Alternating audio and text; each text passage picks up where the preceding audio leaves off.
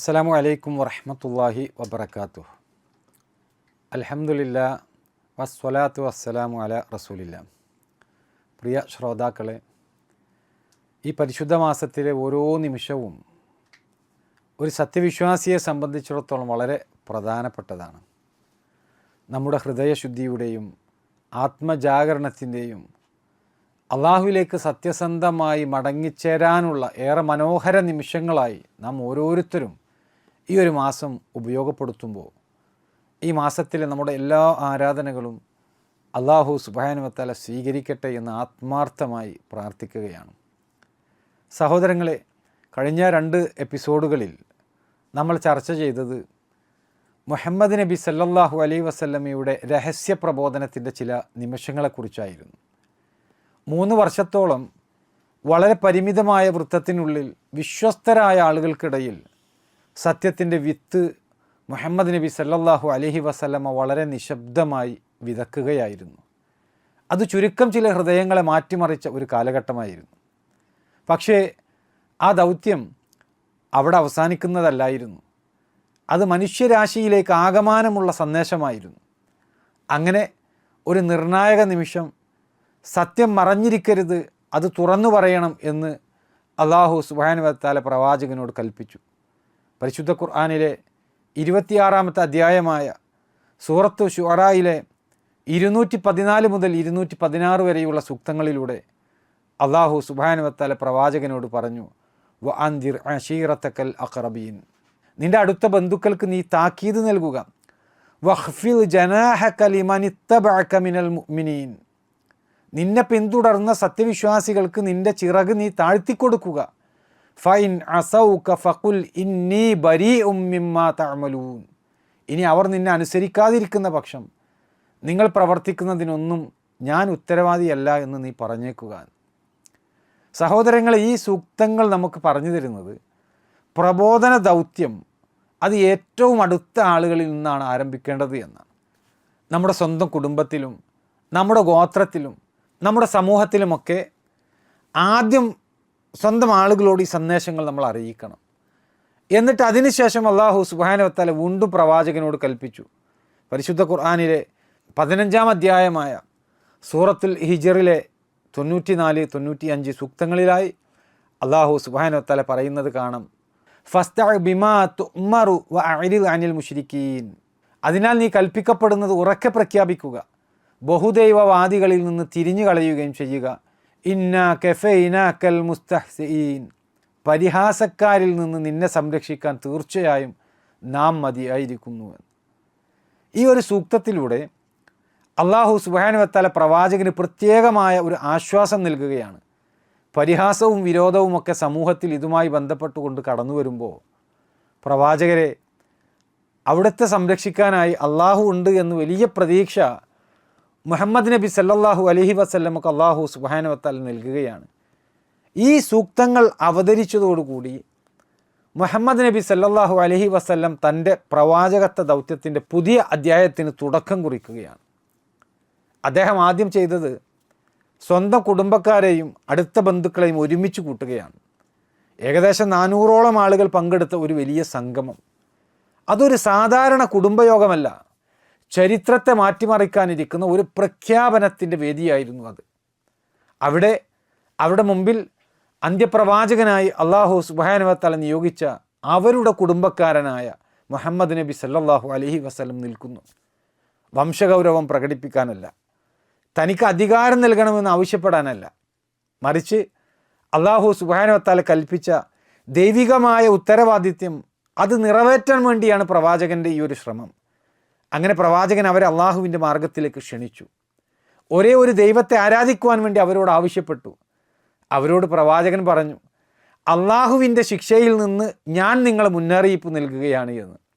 സഹോദരങ്ങളെ, ഈ ഒരു ആവശ്യപ്പെടൽ പ്രത്യേകിച്ചും അന്നത്തെ സാഹചര്യത്തിൽ സ്വന്തം ഗോത്രത്തിൻ്റെ മുന്നിൽ അവരുടെ തെറ്റായ വിശ്വാസങ്ങളെ ചോദ്യം ചെയ്തുകൊണ്ട് പതിറ്റാണ്ടുകളായുള്ള ആചാരങ്ങൾ ഒഴിവാക്കാൻ ആവശ്യപ്പെട്ടുകൊണ്ട് മുഹമ്മദ് നബി സല്ലല്ലാഹു അലൈഹി വസല്ലം അന്ന് പ്രകടിപ്പിച്ച ധൈര്യം അതൊരു അസാധാരണ ധൈര്യമാണ്. അതോടുകൂടി രഹസ്യപ്രബോധനത്തിൻ്റെ നിശബ്ദത അവസാനിച്ചു. ഇനി പ്രവാചകൻ്റെ ചരിത്രത്തിൽ തുടങ്ങുന്നത് തുറന്ന പരസ്യമായുള്ള പ്രബോധനത്തിൻ്റെ കാലമാണ്. ഇനി പ്രവാചകൻ പറയാൻ പോകുന്ന സത്യം അത് പൊതുസമൂഹത്തിൻ്റെ നടുവിൽ മുഴങ്ങാൻ പോകുന്ന ശബ്ദമാണ്. ഇനി ഇസ്ലാം അതൊരു സ്വകാര്യ വിശ്വാസമല്ല, മക്കയുടെ സാമൂഹിക ഘടനയെ തന്നെ ചോദ്യം ചെയ്യുന്ന ഒരു ദൈവ സന്ദേശമാണ്. ഇതായിരുന്നു പരസ്യപ്രബോധനത്തിൻ്റെ തുടക്കം, പ്രവാചകൻ്റെ ധൈര്യത്തിൻ്റെ തുടക്കം, പരീക്ഷണങ്ങളുടെ തുടക്കം. അതേസമയം ദൈവസംരക്ഷണത്തിൻ്റെ വ്യക്തമായ വാഗ്ദാനത്തോടെയുള്ള ഒരു മഹത്തായ യാത്രയുടെ തുടക്കം. സഹോദരങ്ങളെ, മക്കയിൽ ഇസ്ലാമിക പ്രബോധനത്തിൻ്റെ രഹസ്യഘട്ടം പിന്നീട് പൊതുസമൂഹത്തിലേക്ക് കടന്നു വന്നത് ഇസ്ലാമിക ചരിത്രത്തിലെ ഒരു നിർണായക വഴിത്തിരിവാണ്. ഇത് യാദൃശ്ചികമായി അവർ കൂടിയാലോചിച്ച് അവർക്കിടയിൽ ഉണ്ടാക്കിയെടുത്ത ഒരു മാറ്റമല്ല, മറിച്ച് ലോകസ്രഷ്ടാവായ അള്ളാഹുവിൻ്റെ വ്യക്തമായ കൽപ്പനയോടുകൂടിയാണ് പ്രവാചകൻ അന്ന് മക്കയിൽ പരസ്യ പ്രബോധനം ആരംഭിച്ചത്. ഇമാം ബുഖാരിയും ഇമാം മുസ്ലിമും രേഖപ്പെടുത്തിയ ഒരു പ്രവാചക വചനത്തിൽ കാണാം, അവിടുന്ന് പറയുകയാണ്, സൂറത്ത് ശുറായിലെ 214 സൂക്തം അവതരിച്ചപ്പോൾ പ്രവാചകൻ ഖുറൈശികളെ ക്ഷണിച്ചു, അവരെ ഒരുമിച്ച് കൂട്ടി. പ്രത്യേകമായി കൊണ്ടും പൊതുവായ നിലക്കും പ്രവാചകൻ അവരെ ഇസ്ലാമിലേക്ക് ക്ഷണിച്ചുകൊണ്ട് പറഞ്ഞു, അല്ലയോ കഅബ് ഗോത്രമേ, അല്ലയോ മുറത്ത് ബിൻ കഅബിൻ്റെ മക്കളെ, അല്ലയോ അബ്ദുഷംസിൻ്റെ മക്കളെ, അല്ലയോ ഹാഷിമിൻ്റെ മക്കളെ, അല്ലയോ അബ്ദുൽ മുത്തലിബിൻ്റെ മക്കളെ. ഇങ്ങനെ ഓരോ കുടുംബക്കാരെയും വിളിച്ചുകൊണ്ട് പ്രവാചകൻ പറഞ്ഞു, നിങ്ങൾ നിങ്ങളുടെ ശരീരങ്ങളെ നരകത്തിൽ നിന്ന് കാത്തുകൊള്ളുക. അതിനുശേഷം മുഹമ്മദ് നബി സല്ലല്ലാഹു അലൈഹി വസല്ലമയുടെ പ്രിയ പുത്രി ഫാത്തിമയെ വിളിച്ചുകൊണ്ട് പറഞ്ഞു, നിൻ്റെ ശരീരത്തെ നരകത്തിൽ നിന്ന് നീ കാത്തുകൊള്ളുക. നിങ്ങളുടെ കാര്യത്തിൽ അള്ളാഹുവിൻ്റെ മുമ്പിൽ ഒന്നും തന്നെ ഞാൻ ഉടമപ്പെടുത്തുന്നില്ല, എന്നാൽ ഞാനും നിങ്ങളും തമ്മിൽ കുടുംബബന്ധമുണ്ട്, ആ കുടുംബബന്ധം ഞാൻ പുലർത്തുന്നതുമാണ്. ഇവിടെ പ്രവാചകൻ സല്ലല്ലാഹു അലൈഹി വസല്ലം അവരോട് പറഞ്ഞതിലെ പ്രധാനപ്പെട്ട കാര്യം, നമുക്കിടയിലുള്ള കുടുംബബന്ധമല്ല നിങ്ങൾക്ക് രക്ഷയാവുക, മറിച്ച് അള്ളാഹുവിൽ നിന്നുള്ള സന്ദേശങ്ങളെ വിശ്വസിക്കുന്നതിലൂടെയാണ് നിങ്ങൾക്കുള്ള രക്ഷാമാർഗം എന്ന് പ്രവാചകൻ അവരെ പഠിപ്പിച്ചു. അവിടെ ആർക്കും പ്രത്യേക അവകാശമില്ല. പ്രവാചകൻ്റെ ബന്ധുക്കൾക്ക് പോലും അള്ളാഹുവിൻ്റെ വിചാരണയുടെ മുമ്പിൽ ആ നിലക്കുള്ള അവകാശമില്ല എന്നർത്ഥം. പ്രവാചകൻ്റെ അനുചരനായ ഇബ്നു അബ്ബാസ് റളിയല്ലാഹു അൻഹു പറയുന്നുണ്ട്, അടുത്ത ബന്ധുക്കൾക്ക് നീ താക്കീത് നൽകുക എന്ന സൂക്തം അവതരിച്ചപ്പോൾ മുഹമ്മദ് നബി സല്ലല്ലാഹു അലൈഹി വസല്ലം സൊഫാ കുന്നിൻ്റെ മുകളിൽ കയറി എല്ലാവരെയും വിളിച്ചു. അന്നേരം ആ വിളി കേട്ട മക്കക്കാരായ ആളുകൾ ചോദിച്ചു, ആരാണ് നമ്മൾ വിളിക്കുന്നത്? ആ വിളിയിലേക്ക് ഉത്തരം നൽകിക്കൊണ്ട് എല്ലാവരും അവിടെ ഒരുമിച്ച് കൂടി. അപ്പോൾ മുഹമ്മദ് നബി സല്ലല്ലാഹു അലൈഹി വസല്ലം അവരോട് ചോദിച്ചു, ഈ മലയുടെ പുറകിൽ നിന്ന് ഒരു സൈന്യം നിങ്ങളെ ആക്രമിക്കാൻ വരുന്നു എന്ന് ഞാൻ നിങ്ങളോട് പറഞ്ഞാൽ നിങ്ങളത് വിശ്വസിക്കുമോ? ആര് പറഞ്ഞു, തീർച്ചയായും ഞങ്ങളത് വിശ്വസിക്കും, കാരണം താങ്കളുടെ കാര്യത്തിൽ ഞങ്ങൾക്ക് കളവ് പരിചയമേ ഇല്ല എന്ന്. ആ സന്ദർഭത്തിൽ പ്രവാചകൻ അവരോട് പറഞ്ഞു, എങ്കിൽ കഠിനമായ ഒരു ശിക്ഷയെക്കുറിച്ചുള്ള മുന്നറിയിപ്പ് നൽകാൻ നിങ്ങളിലേക്ക് നിയോഗിക്കപ്പെട്ടവനാകുന്നു ഞാൻ എന്ന്. ഈ സന്ദർഭത്തിൽ പ്രവാചകൻ്റെ കുടുംബത്തിൽപ്പെട്ട അബൂ ലഹബ് പറഞ്ഞു, നിനക്ക് നാശം, ഇതിനു വേണ്ടിയാണോ നീ ഞങ്ങളെ ഇവിടെ ഒരുമിച്ച് കൂട്ടിയത്? എന്നിട്ട് അയാൾ ആ ജനക്കൂട്ടത്തിൽ നിന്ന് എഴുന്നേറ്റ് പോയി. ഈ സന്ദർഭത്തിൽ അള്ളാഹു സുബ്ഹാനഹു വ തആല മുഹമ്മദ് നബി സല്ലല്ലാഹു അലൈഹി വസല്ലമക്ക് പരിശുദ്ധ ഖുർആനിലെ 111 ചെറിയ ഒരു അധ്യായമായ സൂറത്തുൽ മസദ് അവതരിപ്പിച്ചു കൊടുത്തു. തബ്ബത് യദാ അബീ ലഹബിൻ വതബ്, അബൂ ലഹബിൻ്റെ ഇരുകരങ്ങൾ നശിക്കട്ടെ, അവൻ ശാപമടഞ്ഞു നശിച്ചു താനും. മാ അഗ്നാ അൻഹു മാലുഹു വമാ കസബ്, അവൻ്റെ ധനമോ അവൻ സമ്പാദിച്ചു വച്ചതോ അവന് ഉപകാരപ്പെട്ടിട്ടില്ല. സയസ്ലാ നാറൻ ദാത ലഹബ്, തീജ്വാലകളുള്ള നരകാഗ്നിയിൽ അവൻ പ്രവേശിക്കുന്നതാണ്. വംറഅതുഹു ഹമ്മാലത്തുൽ ഹതബ്, വിറകു ചുമട്ടുകാരിയായ അവൻ്റെ ഭാര്യയും നരകാഗ്നിയിൽ പ്രവേശിക്കുന്നതാണ്. ഫീ ജീദിഹാ ഹബ്ലും മിൻ മസദ്, അവളുടെ കഴുത്തിൽ ഈന്തപ്പന നാരുകൊണ്ടുള്ള ഒരു കയറുണ്ടായിരിക്കുമെന്നാണ്. ഇതായിരുന്നു സഹോദരങ്ങളെ പ്രവാചകൻ്റെ പരസ്യപ്രബോധനത്തിൻ്റെ ഔദ്യോഗിക പ്രഖ്യാപനവും അതിനെ തുടർന്നുണ്ടായ പ്രതികരണവും. ഈ ഒരു ഘട്ടത്തിൽ നമുക്ക് കാണാൻ കഴിയുന്നത് പ്രവാചകൻ സല്ലല്ലാഹു അലൈഹി വസല്ലമ നിർവഹിച്ച പ്രവാചകത്വ ദൗത്യത്തിൻ്റെ വ്യക്തതയാണ്. ബന്ധവും ജാതിയും ഗോത്രവുമൊന്നും മരണാനന്തര ജീവിതത്തിൽ രക്ഷക്കെത്തുകയില്ല എന്ന കാര്യം ഒന്നും മറച്ചു വെക്കാതെ മുഴുവൻ ആ സമൂഹത്തിൻ്റെ മുമ്പിൽ വളരെ കൃത്യമായി അദ്ദേഹം തുറന്നു വച്ചു. നിങ്ങൾ എന്നെ വിശ്വസിക്കുമോ എന്ന പ്രവാചകൻ്റെ ചോദ്യത്തിന് അതേ എന്ന മറുപടി ലഭിച്ചത് അദ്ദേഹത്തിൻ്റെ ജീവിതശുദ്ധി തെളിയിച്ച ഒരു കാര്യമാണ്. എങ്കിൽ മരണാനന്തരം ഒരു ജീവിതമുണ്ട്, അതുകൊണ്ട് ഇവിടെ ജീവിതത്തിൽ നമ്മൾ സൂക്ഷ്മത കാണിക്കണമെന്ന സന്ദേശം അതേ കുടുംബത്തിൽ തന്നെയുള്ള ആളുകൾ എതിർപ്പോടും വെറുപ്പോടും കൂടിയാണ് പ്രതികരിച്ചത്. ഉടനെ തന്നെ അള്ളാഹുവിൻ്റെ പിന്തുണ പ്രവാചകന് ലഭിച്ചുകൊണ്ട് അതിനുള്ള മറുപടി പരിശുദ്ധ ഖുർആനിലൂടെ അല്ലാഹു സുബ്ഹാനഹു വ തആല അവതരിപ്പിക്കുകയും ചെയ്തു. സഹോദരങ്ങളെ, പരസ്യപ്രബോധനത്തിൻ്റെ ആദ്യഘട്ടത്തിൽ ഈ തുറന്ന പ്രഖ്യാപനം നടത്തിയതിന് ശേഷം മുഹമ്മദ് നബി സല്ലല്ലാഹു അലൈഹി വസല്ലം തൻ്റെ കുടുംബത്തെയും ബന്ധുക്കളെയും വീണ്ടും ഒരുമിച്ച് കൂട്ടി. അതും ഒരു കുടുംബ സമ്മേളനം മാത്രമല്ലായിരുന്നു. പ്രവാചകത്വ ദൗത്യത്തിൻ്റെ അടിത്തറ തൻ്റെ കുടുംബത്തിൽ ഉറപ്പിക്കുക എന്ന ലക്ഷ്യത്തോടു കൂടി അദ്ദേഹം നടത്തിയ വലിയ ഒരു നീക്കമായിരുന്നു അത്. പ്രവാചകൻ തൻ്റെ കുടുംബക്കാർക്ക് ഭക്ഷണം തയ്യാറാക്കി അവരെ അത് ഭക്ഷിപ്പിക്കുകയും കുടിപ്പിക്കുകയും ചെയ്ത ശേഷം പ്രവാചകൻ എഴുന്നേറ്റ് നിന്നുകൊണ്ട് അവർക്കിടയിൽ സംസാരിച്ചു. ശാന്തമായ അന്തരീക്ഷത്തിൽ അദ്ദേഹം ലാ ഇലാഹ ഇല്ലല്ലാ എന്ന ദൈവിക സന്ദേശം വ്യക്തമായി അവരുടെ മുമ്പിൽ അവതരിപ്പിച്ചു. അള്ളാഹുവിൻ്റെ ഏകത്വം എന്താണ് എന്ന്, ആരാധനയിൽ സ്രഷ്ടാവായ അള്ളാഹുവിൽ പങ്കുചേർക്കുന്നതിൻ്റെ അപകടം എന്താണ് എന്ന്, മരണാനന്തര ജീവിതത്തിൻ്റെ യാഥാർത്ഥ്യം എന്താണ് എന്ന്, ഇതെല്ലാം തൻ്റെ കുടുംബക്കാരുടെ മുന്നിൽ മുഹമ്മദ് നബി സല്ലല്ലാഹു അലൈഹി വസല്ലം അവതരിപ്പിച്ചു. കുടുംബബന്ധത്തിൻ്റെ സ്നേഹവും ഉത്തരവാദിത്വവും ചേർന്ന ഒരു ഹൃദയസ്പർശിയായ ക്ഷണം പ്രവാചകൻ അവിടെ നിർവഹിച്ചു. പ്രബോധനം എന്നത് വെറും മുന്നറിയിപ്പും താക്കീതുമല്ല, സ്നേഹത്തോടെ ഗുണകാംക്ഷയോടെ ചെയ്യുന്ന ഒരു ക്ഷണമാണ് അത്. ഈ കാലയളവിൽ മുഹമ്മദ് നബി സല്ലല്ലാഹു അലൈഹി വസല്ലം തൻ്റെ പിതൃവ്യനായ അബൂ താലിബിൻ്റെ സംരക്ഷണത്തിന് കീഴിലാണ് ഉറച്ചു നിൽക്കുന്നത് എന്ന് മക്കയിലെ പ്രമുഖർ മനസ്സിലാക്കിയിരുന്നു. മക്കയിലെ ഗോത്ര സംവിധാനത്തിൽ ഒരു ശക്തനായ ഗോത്രനായകൻ്റെ സംരക്ഷണം അന്ന് വളരെ പ്രധാനപ്പെട്ടതായിരുന്നു. അബൂ താലിബ് ഇസ്ലാം സ്വീകരിച്ചിട്ടില്ല എങ്കിലും തൻ്റെ അനന്തരവനായ മുഹമ്മദ് നബി സല്ലല്ലാഹു അലൈഹി വസല്ലമയെ കൈവിടാൻ അദ്ദേഹം തയ്യാറായിരുന്നില്ല. അത് പ്രവാചകന് വലിയ ഒരു ആത്മവിശ്വാസമാണ് നൽകിയത്. അതുകൊണ്ട് തന്നെ പ്രവാചകൻ അള്ളാഹുവിൽ നിന്ന് ലഭിച്ച സന്ദേശങ്ങൾ ജനങ്ങളോട് തുറന്നു പറയാൻ ഒരു മടിയും കാണിച്ചില്ല. അന്ന് അബൂ താലിബിൽ നിന്ന് കുടുംബപരമായ ഒരു സംരക്ഷണം ലഭിച്ചപ്പോൾ അതേ കുടുംബത്തിൽ നിന്നുള്ള അബൂലഹബാണ് പ്രവാചകനോട് വളരെയധികം ശത്രുത പ്രകടിപ്പിച്ചുകൊണ്ട് വൈര്യം കാണിച്ചുകൊണ്ട് രംഗത്ത് വന്നത്. പ്രബോധനമെന്ന് പറയുന്നത് ബന്ധുക്കൾ വഴി ലഭിക്കുന്ന ഒരു അംഗീകാരമല്ല, അത് സത്യത്തിൻ്റെ മാർഗത്തിലേക്ക് ജനങ്ങളെ ക്ഷണിക്കലാണ്. ആ മാർഗത്തിൽ ചിലപ്പോൾ അടുത്തവരിൽ നിന്ന് തന്നെ വളരെയധികം എതിർപ്പുകൾ നേരിടേണ്ടി വരും. എന്നാൽ അവിടെയൊന്നും ആ ദൗത്യം നിർത്താൻ പാടില്ല, അവസാനിപ്പിക്കാൻ പാടില്ല. കാരണം അള്ളാഹുവാണ് പ്രവാചകനെ നിയോഗിച്ചത്. അതുകൊണ്ട് തന്നെ അവിടുത്തെ സംരക്ഷണം, ആ സഹായം, ഇതൊക്കെ അള്ളാഹുവിൽ നിന്ന് ലഭിക്കുമെന്നുള്ളത് അള്ളാഹുവിൻ്റെ വാഗ്ദാനമാണ്.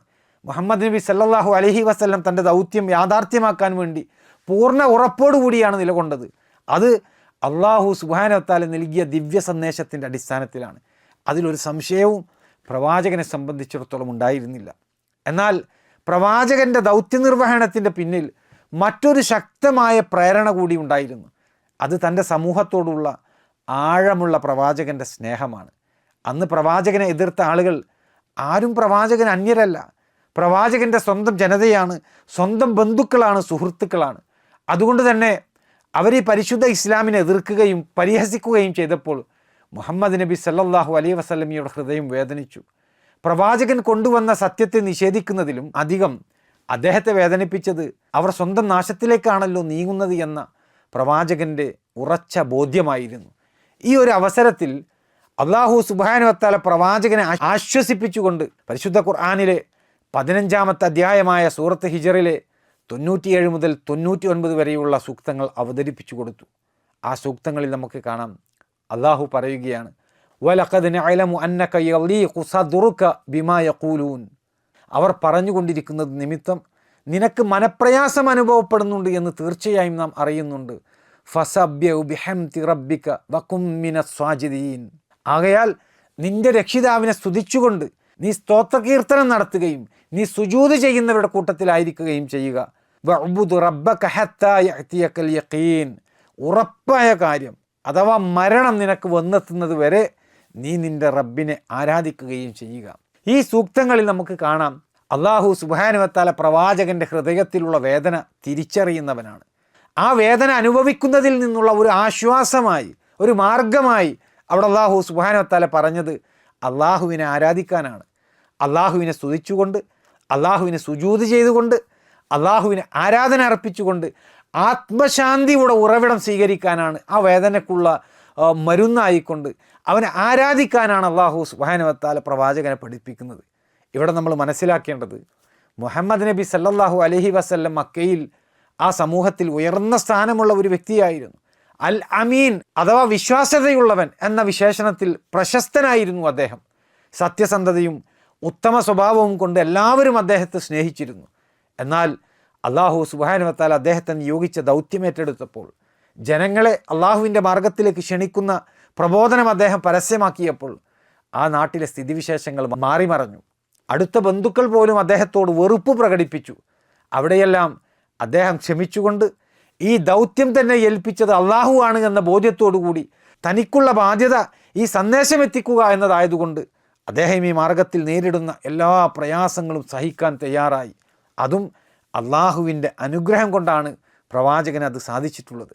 പരിശുദ്ധ ഖുർആനിലെ 16-ാമത്തെ അധ്യായമായ സൂറത്തു നഹ്ലിലെ 127, 128 സൂക്തങ്ങളിൽ അള്ളാഹു സുബ്ഹാനഹു വ തആല പറയുന്നുണ്ട്, വസ്ബിർ വമാ സബുറുക ഇല്ലാ ബില്ലാഹ്, നീ ക്ഷമിക്കുക, അള്ളാഹുവിൻ്റെ അനുഗ്രഹത്താൽ മാത്രമാണ് നിനക്ക് ക്ഷമിക്കാൻ കഴിയുന്നത്. വലാ തഹ്സൻ അലൈഹിം വലാ തകു ഫീ ളൈകിം മിമ്മാ യംകുറൂൻ, അവരുടെ പേരിൽ നീ വ്യസനിക്കരുത്, അവർ കുതന്ത്രം പ്രയോഗിക്കുന്നതിനെപ്പറ്റി നീ മനക്ലേശത്തിലാവുകയും അരുത്. ഇന്നല്ലാഹ മഅല്ലദീന തഖൗ വല്ലദീന ഹും മുഹ്സിനൂൻ, തീർച്ചയായും അള്ളാഹു സൂക്ഷ്മത പാലിച്ചവരോടൊപ്പമാകുന്നു, സൽവൃത്തരായിട്ടുള്ളവരോടൊപ്പവുമാണ്. സഹോദരങ്ങളെ, ക്ഷമ എന്ന് പറയുന്നത് അത് വ്യക്തിപരമായ ഒരു ശക്തിയല്ല, മറിച്ച് ദൈവാനുഗ്രഹമായി നേടിയെടുക്കാൻ സാധിക്കുന്ന ഒരു വലിയ അനുഗ്രഹമാണ്. പ്രവാചകൻ്റെ ദൗത്യം അത് വെറും പ്രബോധനം നിർവഹിക്കൽ മാത്രമല്ല, സ്നേഹിച്ച ജനതയുടെ എതിർപ്പ് സഹിക്കാനും പരിഹാസത്തിനിടയിലും വേദനക്കിടയിലും ക്ഷമിച്ചുകൊണ്ട് അള്ളാഹുവിനെ ആരാധിക്കാനുമൊക്കെയുള്ള വലിയൊരു പരീക്ഷണം തന്നെയായിരുന്നു അവിടുത്തെ ജീവിതം. സത്യത്തിൽ ഉറച്ചു നിൽക്കുന്ന ആളുകൾ പരീക്ഷിക്കപ്പെടും. എന്നാൽ ആ പരീക്ഷണത്തിൽ അവർ ഒരിക്കലും ഒറ്റക്കാവുകയില്ല. അള്ളാഹു സുബ്ഹാനഹു വ തആല അവരോടൊപ്പം ഒരു സഹായിയായി കൂടെ ഉണ്ടാകും എന്നുള്ളതാണ് ഇസ്ലാം പഠിപ്പിക്കുന്നത്. പ്രവാചകൻ്റെ ജീവിതത്തിലെ മാതൃകയും അതുതന്നെയാണ്.